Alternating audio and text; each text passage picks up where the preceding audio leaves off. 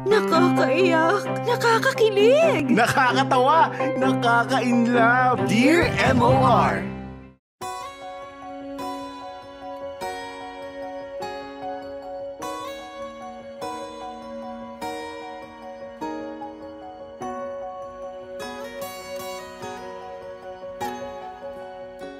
Dear MOR, tawagin niyo na lamang po ako sa pangalang Jasper, 25 years old from Dico City. Growing up, pakiramdam ko kailangan ko i-validate ang sarili ko sa pamamagitan ng pagsunod sa gusto at dikta ng ibang tao. Kailangan ko maging matalino kasi alam ko na I would get recognitions. Kailangan ko ipakita ang sense of humor ko to make other people happy. At talagang uunahin ko ang kapakanan ng ibang tao bago ang sarili ko. Madalas nga nakakalimutan ko na ang sarili ko eh. But little did I know, nape-pressure ko na pala yung sarili ko to live by other people's expectations. Lagi kong pinapaalala sa sarili ko na bawal akong magkamali. Kaya naging anxious ako sa lahat ng bagay, kahit sa mga pinakasimpleng bagay. Kasi I have to be perfect. Magagalit si mama at papa kung hindi. Ayoko na maging ganito. Sobrang nahihirapan na ako mentally kasi parang nagiging harsh na ako sa sarili ko, MOR. Konting pagkakamali lang, dinidibdib ko na. Palagi na lang ako nag-overthink. Hindi na ako masaya. Kaya natatakot na rin akong mag-explore out of my comfort zone kasi pakiramdam ko, huhusgahan at pag-uusapan agad ako ng ibang tao, MOR. Ngayon ko lang na-realize how much of a people pleaser I was, na mas inuuna ko pa ang iba kesa sundin kung ano talaga ang gusto ko. Tumuloy sa course na hindi ako sigurado kasi yun yung praktikal at gusto ng parents ko. Lahat ng decision ko sa buhay ay manggagaling pa sa ibang tao. Kung ano yung gusto nila, kung saan sila komportable. Ang mga decision ko sa buhay ay bunga ng impluwensya ng iba. Matagal bago ko naisip na nagpi-people please pala ako. Laging sagot ko ay oo kahit sa mga request na alam kong labag sa loob ko dahil ayaw ko. Now I'm tired and burnt out. Para kasing nadadala ako sa direksyon na di ko naman talaga gusto dahil sabi ng parents ko, ito ang tama. Sabi ng mga tao sa paligid ko, ito ang dapat para sa akin. Ito ang pinaka-practical. Pagod na ako, MOR. Ang hirap maging people pleaser, no? Kasi, pag ini-invite ako sa gala, road trip, inom, coffee, basketball, etc., game ako agad. Ginagawa kong available ang sarili ko para mapagbigyan ng mga friends ko. Dahil iniisip ko na baka pag tumanggi ako, sumama agad ang loob nila sa akin. Pero pag ako naman ang nag-aya o may kailangan sa kanila, ni sin wala. Nakakalungkot lang talaga, MOR. What if sobrang bigat na pala ng pinagdadaanan mo at kailangan mo lang ng mga kaibigan na pwedeng makinig, gaya ng pakikinig mo sa kanila nung kailangan kanila, o pamilya na masusumbungan. Sa dulo, mag-isa ka pa rin. Kaya ngayon sinusubukan ko na ring mawala ng pake. Mahirap ang transition, ha? From a people pleaser to a person with healthier boundaries. Nakakarinig na nga ako ng selfish ko raw. Kasi nag-voice out ako ng mga gusto ko at kailangan ko. Unti-unti na rin nauubos sa mga kaibigan ko, MOR, since I don't want to play the therapist anymore. Tsaka marunong na rin akong tumanggi. Feeling tuloy nila, umaasim na yung ugali ko. Dahil ngayon, ang motto ko sa buhay ay, pag ayaw ko, ayoko. Wala na akong pake, MOR. Nasagad na kasi ng mga taong madalas tinitake advantage ang kabaitan ko, pero tinitake for granted lang naman ako sa dulo. Maluwag na sa pakiramdam ngayon, MOR. It gives me so much power and freedom. Finally, alam ko na kung anong gusto ko. Ngayon ko lang din nalaman kung sino ang mga totoo sa akin, na may mga tao rin palang gusto at tanggap ako sa pagiging ako. No drama, no gossiping, walang competitions, just you, becoming the best version of yourself. Grabe talaga yung verge once you stop people-pleasing. Kaya para sa mga nakikinig ngayon, This is your sign to stop the cycle and prioritize yourself first. Stop making yourself uncomfortable for the sake of making others comfortable. Kasi the only validation you need is from yourself. Hanggang dito na lamang po at maraming salamat sa pagbabasa ng aking kwento.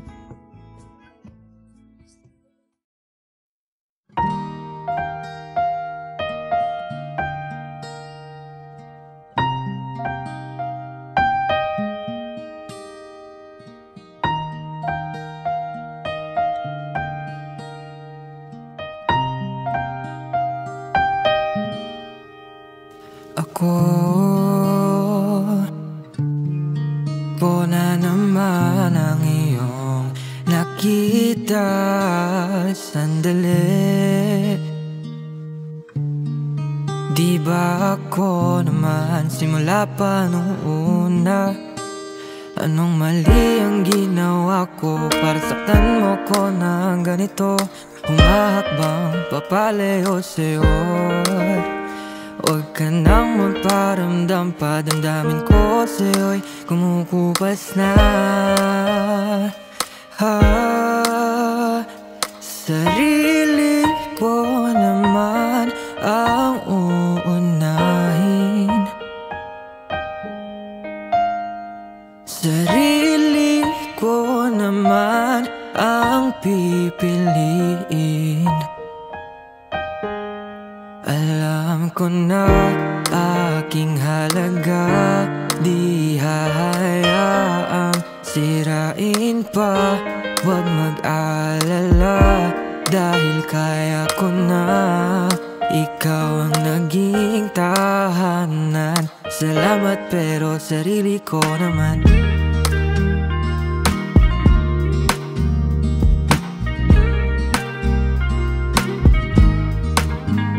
Hindi na pwede paikutin ang natutong pag-iisip. Sawa na rin sa mga pantasya na parang panaginip. Sana'y na mag-isa, handa na sa liwanag. Di ako ang may problema, sila pala, sila pala. Sarili ko naman ang uunahin. Sarili ko naman ang pipiliin.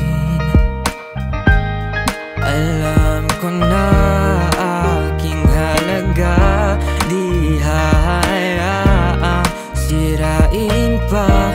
Huwag mag-alala dahil kaya ko na. Ikaw ang naging tahanan. Salamat pero sarili ko naman. Alam ko na malabo na maging tayo.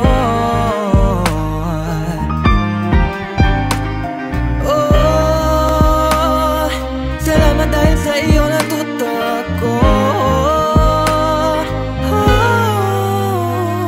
Sarili ko naman ang uunahin.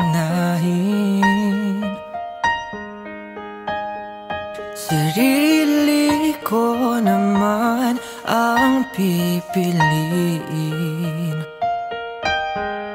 Alam ko na aking halaga, di hahayaang sirain pa. Huwag mag-alala dahil kaya ko na. Ikaw ang naging tahanan.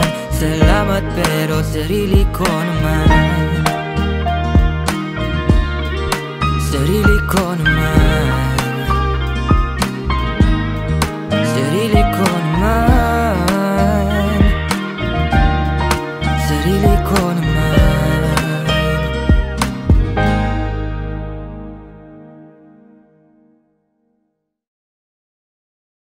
Dear M.O.R. Ang mga kwento ng puso mo.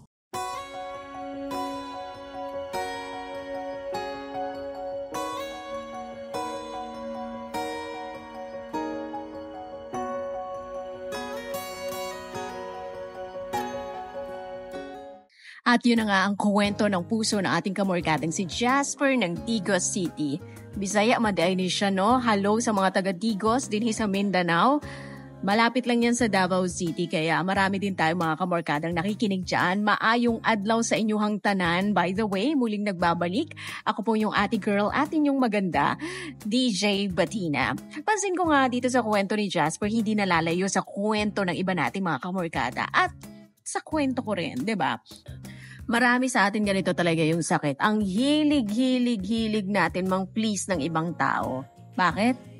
Siyempre gusto natin ng approval ng iba. Minsan ginagawa natin yan para makaiwas din tayo sa conflict or para maramdaman lang talagang mahalaga tayo para sa ibang tao na kailangan nila tayo. Pero ang totoo niyan, kamorkada, ang pinakapunot dulo talaga nito kung bakit kailangan natin i-please ang ibang tao, unahin sila bago tayo dahil sa desire natin for acceptance. Pero pansin mo rin, habang nagkakaedad tayo, tumatanda, nare-realize natin na nakakapagod din pala. Gaya nung naranasan ni Jasper, naubos siya kakabigay ng sarili niya sa ibang tao, di ba? Tama yan. Buti at dumating ka na dyan sa puntong yan. Sana yung mga kamorkada ni natin. Sana ako din. Kasi minsan, dinadalaw-dalaw pa rin tayo ng sakit na ganyan na. Sige, yes lang ng yes, ganyan. Para mapagbigyan yung iba. Bago tayo maubos, kapamilyang kamorkada, set na tayo ng clear boundaries and practice na natin yung pag-no, pagtanggi when needed. Mas okay na po siguro na mag-focus na lang tayo on our own needs and values kesa sa ibang tao. I know mahirap na simulan kasi kagaya ni Jasper, ang daming nawalang kaibigan. Nalagasan siya ng kaibigan. Ang daming nagalit sa kanya, yung iba sinasabi, ang selfish mo, ganyan, kasi hindi na pagpibigyan, di ba? Marami talagang aalis at hindi ka maiintindihan kasi hindi ka na nila maaabuso pa. Hindi ka na nila magagamit pa. Pero isang malaking favor yan na gagawin mo para sa sarili mo. Lagi mong tatandaan kapamilyang kamorkada, when you say no to others, you're giving yourself a yes. Kaya ipanalo mo na ang sarili mo this time. Okay? Yan lamang po. Maraming salamat sa pakikinig ng Dear MOR. Tuloy-tuloy lamang sa pagsulat ng inyong kwento para mas marami pa tayong mapagkwentuhan. Ako mo yung kapamilyang kamorkada, TJ Bettina. Hanggang sa muli.